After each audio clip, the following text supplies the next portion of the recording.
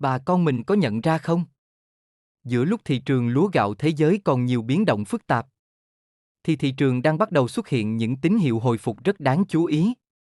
Xin chào bà con. Kênh Miệt vườn Tây Nam hôm nay sẽ cùng bà con phân tích nhanh diễn biến giá lúa gạo ngày 3 tháng 4 năm 2026. Dưới góc nhìn của chuyên gia nông nghiệp, trên bình diện toàn cầu, thị trường lúa gạo đang cho thấy dấu hiệu phục hồi về giao dịch. Dù mặt bằng giá mới chỉ nhích tăng nhẹ, chưa thật sự bứt phá. Điểm đáng chú ý là nhu cầu tiêu thụ gạo vẫn duy trì ở mức cao, nhưng đang có sự phân hóa rõ rệt giữa các khu vực. Khi một số thị trường tăng mạnh, trong khi một số khu vực lại suy giảm đáng kể. Sản lượng gạo toàn cầu tiếp tục lập đỉnh mới. Điều này tạo áp lực cạnh tranh lớn hơn trên thị trường xuất khẩu. Khi nguồn cung ngày càng dồi dào. Đối với Việt Nam, cơ cấu thị trường xuất khẩu đang có sự dịch chuyển đáng kể. Với những điểm sáng từ các thị trường tăng trưởng mạnh, cho thấy dư địa mở rộng vẫn còn rất lớn. Tuy nhiên, rủi ro địa chính trị tại khu vực Trung Đông đang làm gia tăng chi phí vận chuyển và gián đoạn chuỗi cung ứng. Từ đó ảnh hưởng trực tiếp đến hoạt động xuất khẩu. Ở góc độ điều hành, việc các cơ quan thương vụ chủ động cập nhật thông tin thị trường và cảnh báo rủi ro vận tải đang đóng vai trò quan trọng trong việc hỗ trợ doanh nghiệp. Nhìn tổng thể, giá lúa gạo hiện nay đang trong trạng thái ổn định có kiểm soát. Chưa có cú hích mạnh về giá, nhưng nền thị trường đang dần được củng cố. Đây là giai đoạn mang tính tích lũy. Nếu nhu cầu tiếp tục duy trì và rủi ro logistics được kiểm soát tốt, khả năng thị trường chuyển sang xu hướng tích cực hơn. Trong thời gian tới là hoàn toàn có cơ sở. Sau đây em xin cập nhật chi tiết. Giá thu mua lúa gạo trên thị trường thế giới, thị trường xuất khẩu của Việt Nam và thị trường trong nước. Tại một số kho của các khu vực trọng điểm. Để bà con mình tham khảo. Quyết định giá bán cho ruộng lúa của nhà mình nhé. Thị trường xuất khẩu Việt Nam. Một số thị trường tăng trưởng mạnh. Malaysia tăng 155%. Australia tăng 30,6%. Một số thị trường giảm mạnh. Ghana giảm 22,7%. Bờ biển Nga giảm 68,5%. Senegal giảm 53,11%. Nguyên nhân: xung đột Trung Đông làm tăng chi phí vận chuyển. Rủi ro logistics gia tăng. Giải pháp: Thương vụ Việt Nam ở nước ngoài cập nhật thông tin và cảnh báo rủi ro vận tải. Giá gạo xuất khẩu. Gạo 5% tấm 400 đến 415 đô la một tấn. Gạo Jasmine 430 đến 434 đô la một tấn. Thị trường trong nước. Giá lúa có dấu hiệu phục hồi nhẹ. Giá gạo giữ ổn định. Giao dịch khởi sắc hơn so với hôm trước. Thực tế, đang vào cao điểm thu hoạch vụ đông xuân. Thương lái tăng mua, hỗ trợ giá. Diễn biến địa phương. An Giang giao dịch chậm, giá ít biến động. Đồng Tháp giao dịch ổn định, kho lớn mua ít. Các khu vực khác thị trường trầm nhưng không giảm sâu. Giá lúa các khu vực. An Giang, Kiên Giang, Tiền Giang. OM 34 5.000 đến 5.300 đồng một ký. OM 5451 5.500 đến 5.800 đồng một ký. I, R504 5.000 đến 5.300 đồng một ký.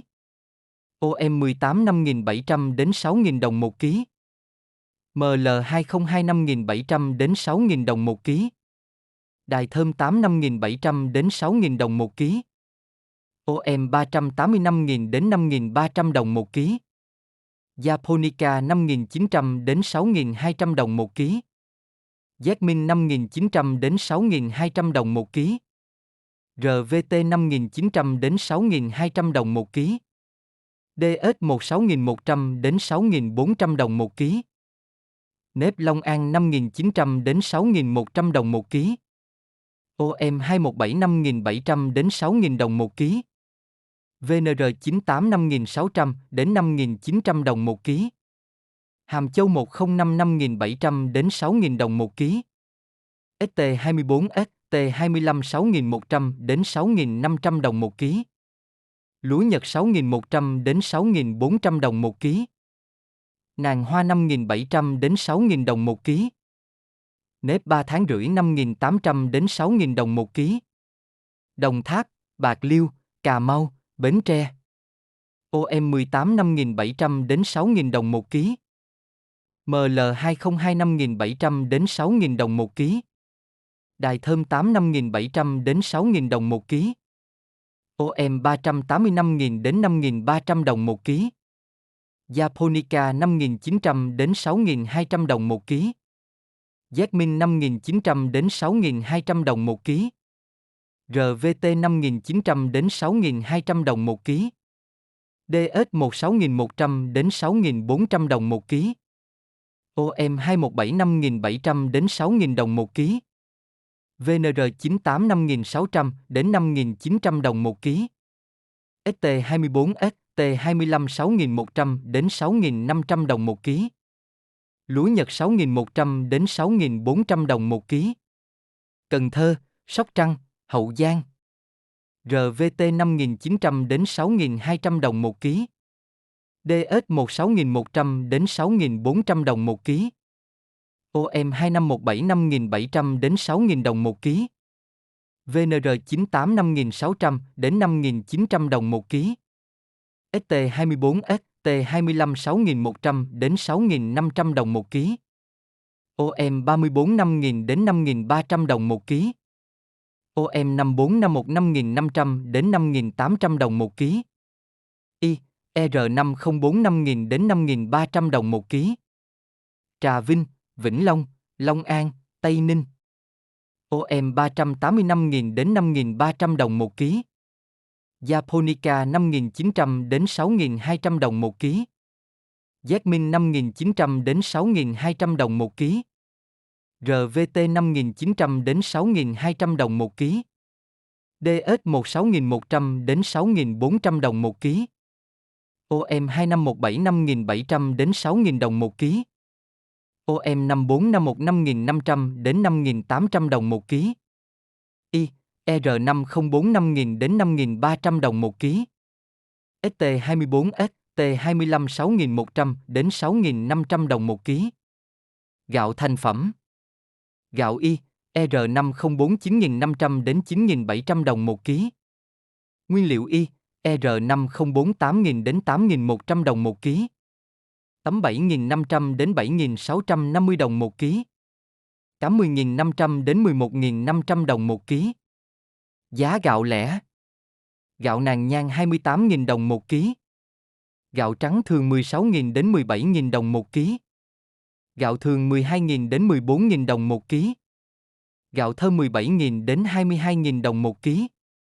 Gạo Jasmine 17.000 đến 18.000 đồng một ký. Gạo nàng hoa 21.000 đồng một ký. Gạo tẻ thường 13.000 đến 14.000 đồng một ký. Gạo Thái 20.000 đến 22.000 đồng một ký. Gạo Đài Loan 20.000 đồng một ký. Gạo Nhật 22.000 đồng một ký.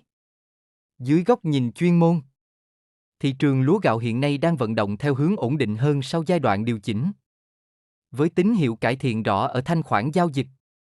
Dù mặt bằng giá vẫn chưa hình thành xu thế tăng mạnh, áp lực từ nguồn cung toàn cầu tiếp tục duy trì ở mức cao, khiến cạnh tranh trên thị trường xuất khẩu ngày càng gay gắt và buộc các quốc gia, trong đó có Việt Nam, phải linh hoạt hơn trong chiến lược tiếp cận thị trường. Đáng chú ý, hoạt động xuất khẩu đang có sự phân hóa rõ nét giữa các khu vực, phản ánh sự thay đổi trong nhu cầu tiêu thụ, cũng như tiêu chuẩn nhập khẩu ngày càng khắt khe. Ở thị trường nội địa, dù bước vào giai đoạn cao điểm thu hoạch với nguồn cung lớn, nhưng giá lúa vẫn giữ được sự ổn định tương đối. Điều này cho thấy cán cân cung cầu đang được duy trì hợp lý. Đồng thời dòng tiền trên thị trường đã bắt đầu quay trở lại, tạo lực đỡ quan trọng cho mặt bằng giá. Tổng thể, thị trường đang ở trạng thái cân bằng có kiểm soát, mang tính chất tích lũy nhiều hơn là bứt phá. Đây chính là giai đoạn nền tảng. Nếu nhu cầu xuất khẩu tiếp tục được cải thiện và các yếu tố rủi ro bên ngoài được kiểm soát tốt, thị trường hoàn toàn có khả năng bước sang một chu kỳ tăng trưởng tích cực hơn trong thời gian tới. Bà con thân mến, thị trường lúc này không chỉ là câu chuyện giá cả, mà còn là bài toán về thời điểm và chiến lược bán ra hợp lý. Ai theo sát thông tin, hiểu đúng xu hướng, sẽ nắm được lợi thế rất lớn trong vụ mùa này. Nếu bà con thấy bản tin hữu ích, đừng quên đăng ký kênh Miệt Vườn Tây Nam để cập nhật nhanh nhất diễn biến giá lúa gạo mỗi ngày. Chúc bà con một vụ mùa thuận lợi, trúng mùa, trúng giá. Và hẹn gặp lại bà con trong bản tin tiếp theo.